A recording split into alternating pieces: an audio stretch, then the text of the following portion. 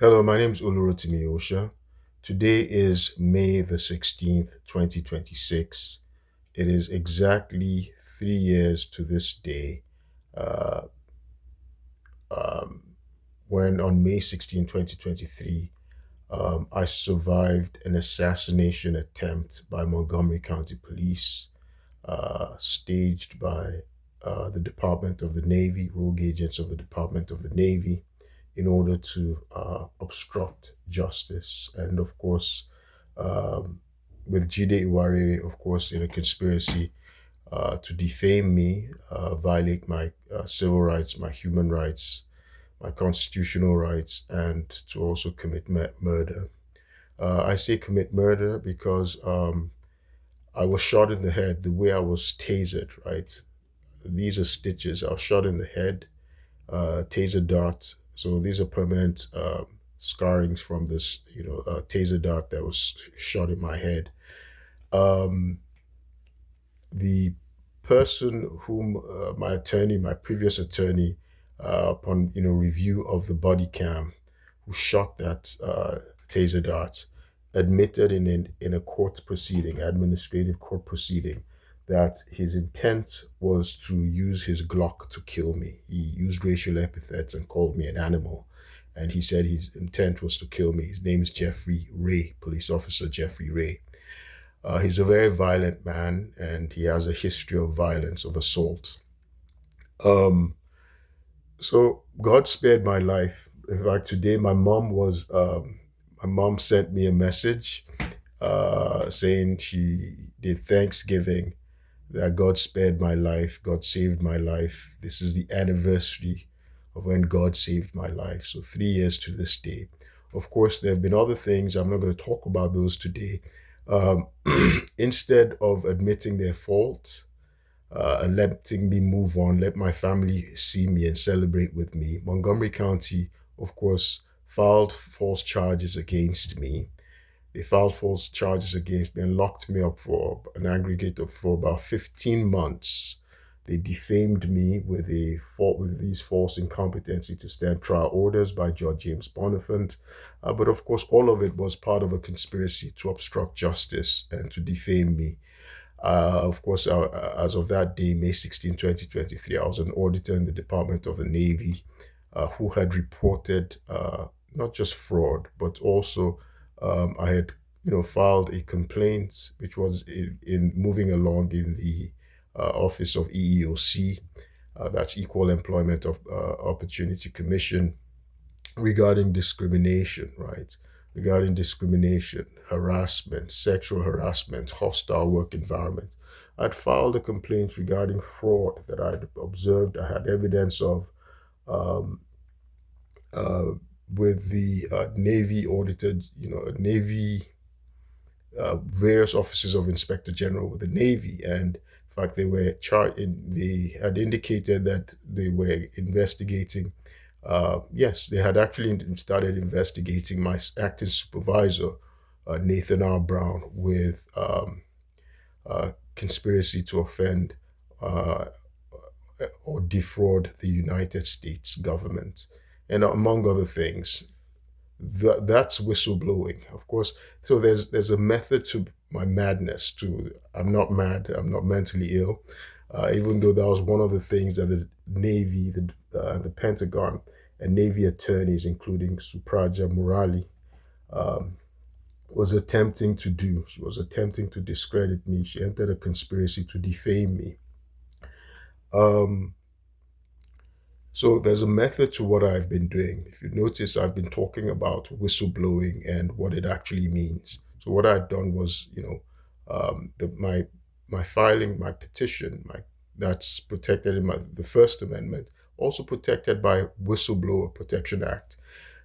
If you recall, I did a video regarding the first whistleblower protection law that was created in the United States by the Second Continental Congress, signed into law by the President of the Continental Congress, the Second Continental Congress, President Henry Lawrence, on July the 30th, 1778.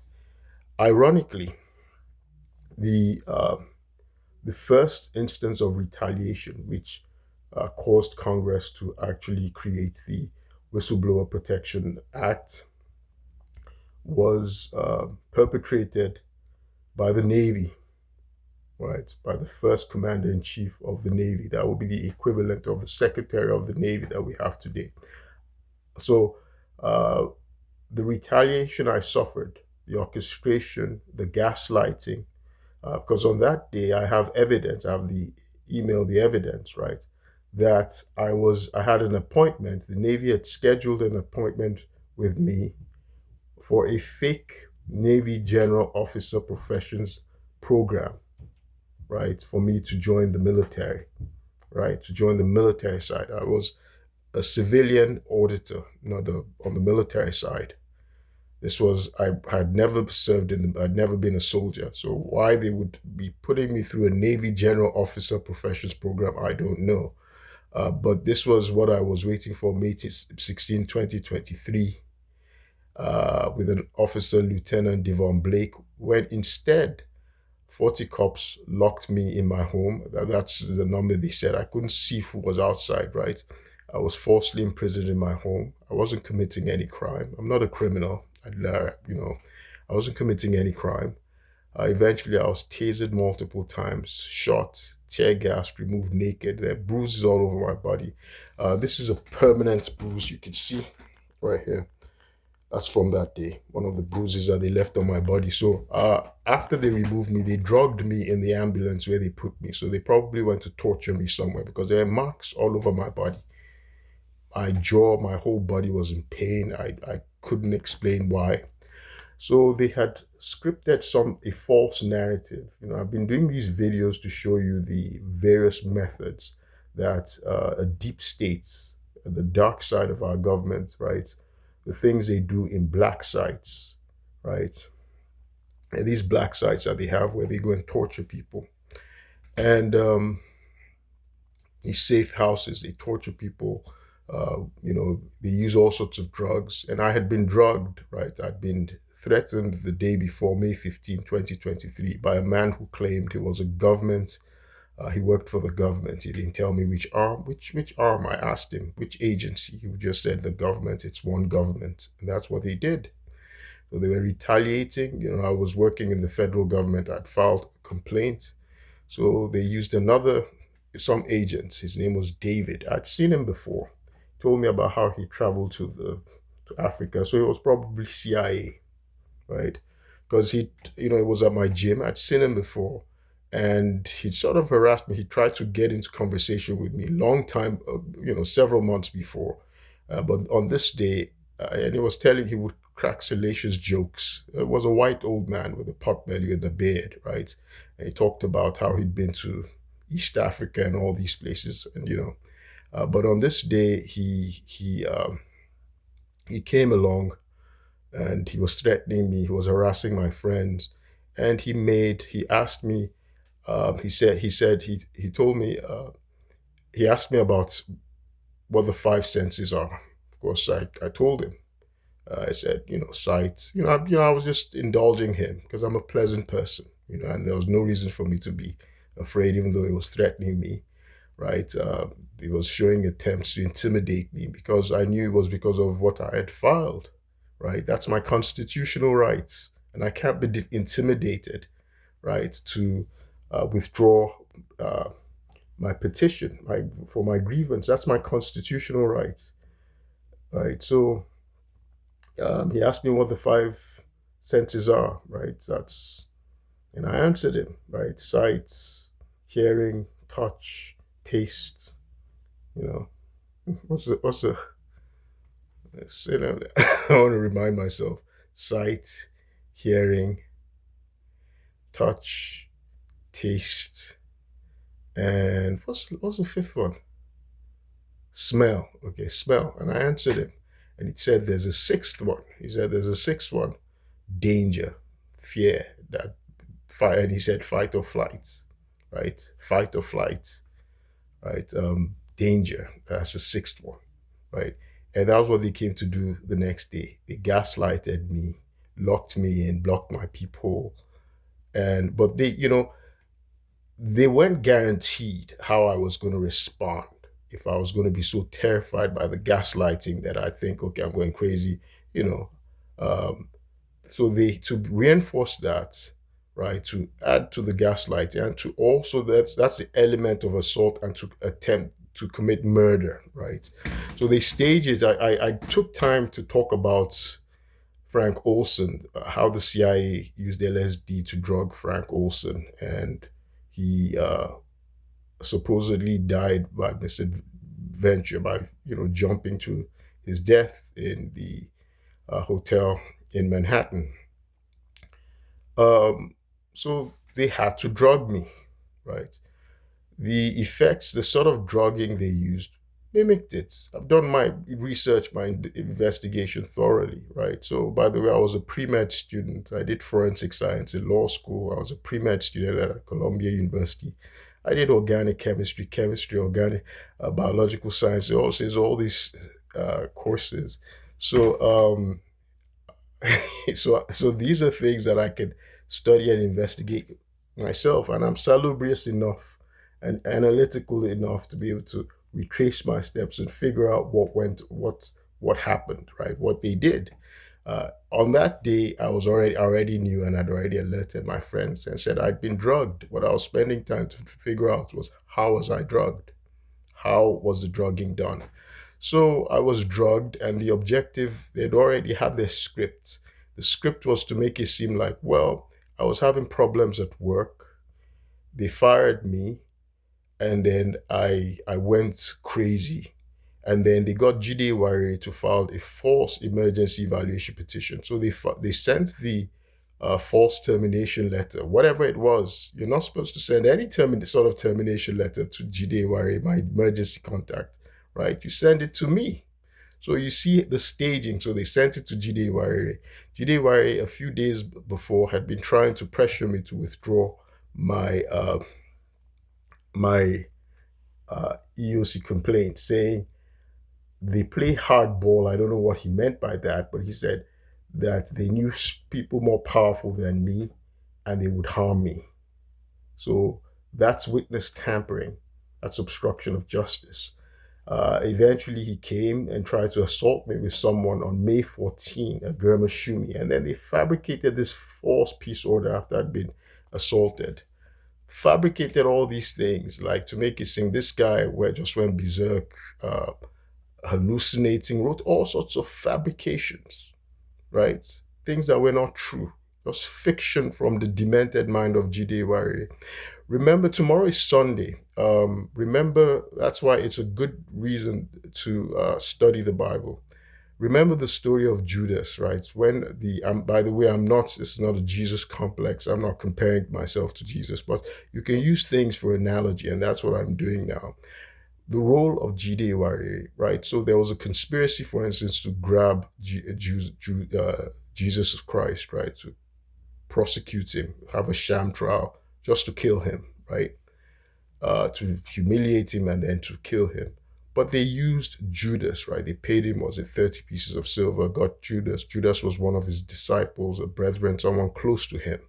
And, as Jesus said, you betray your master with a kiss. When Judas led the soldiers, right, to Jesus, and, he kissed him to identify him, right? So, because Judas ended up committing suicide.